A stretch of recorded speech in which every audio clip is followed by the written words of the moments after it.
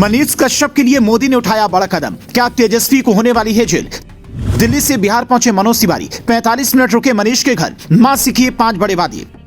क्या मनीष को CM face बनाने की है तैयारी या सीधा दिल्ली बुलाने का चल रहा है प्लान।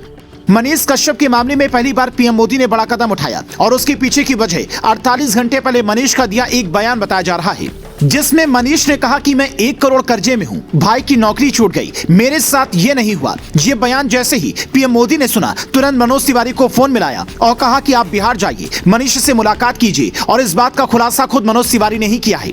पीएम मोदी के आदेश पर बिहार पहुंचे मनोज तिवारी ने बेतिया की डुमरी महानवा गांव में मनीष कश्यप के घर करीब 45 मिनट तक रुककर मुलाकात की। इस दौरान मनीष को हिम्मत दी, मां के आंसू पोंछे और फिर जनता के सामने आकर जो कहा उससे सुनकर आप भी कहेंगे न्याय मिलना ही चाहिए। मनोज तिवारी ने कहा, मैं यहाँ पर आया हूँ, ये पीएम मोदी को पता है, उन्हें पता है कि मैं मनीष कश्यप के घर आया हूँ। मनीष के साथ जो नाइंसाफी हुई है उसका इंसाफ होगा। एक पत्रकार की सोच को दबाना और उस पर एनएसए लगाना बहुत ही गलत है। मनोज तिवारी की ये बात बताती है कि जिन लोगों ने मनीष के साथ नाइंसाफी की है उनके खिलाफ बीजेपी अब बड़ा मोर्चा खोलने वाली है, क्योंकि मनोज तिवारी ने साफ साफ कहा है कि बीजेपी आईटी सेल मनीष के समर्थन में है। यानी सोशल मीडिया पर बड़ा अभियान चलने वाला है। साथ ही मनीष कश्यप की किस्मत का ताला भी खुलने वाला है। हालांकि मनीष कश्यप की बीजेपी में आने के सवालों को मनोज तिवारी हंसी में टाल गए, पर ऐसी खबर है कि उन्होंने मनीष की मां से 5 बड़े वादे किए हैं।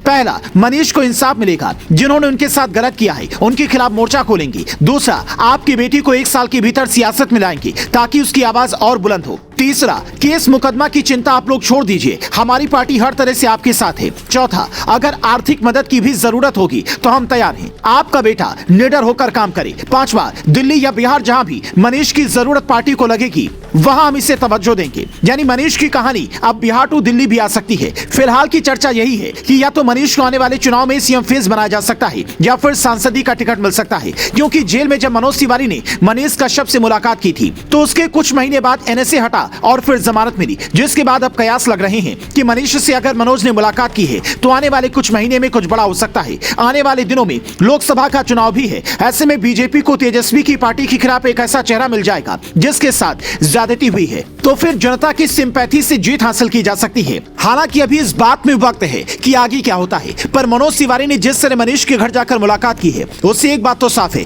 कि मनीष अब अकेले नहीं है और फिलहाल यही संदेश देने की कोशिश है।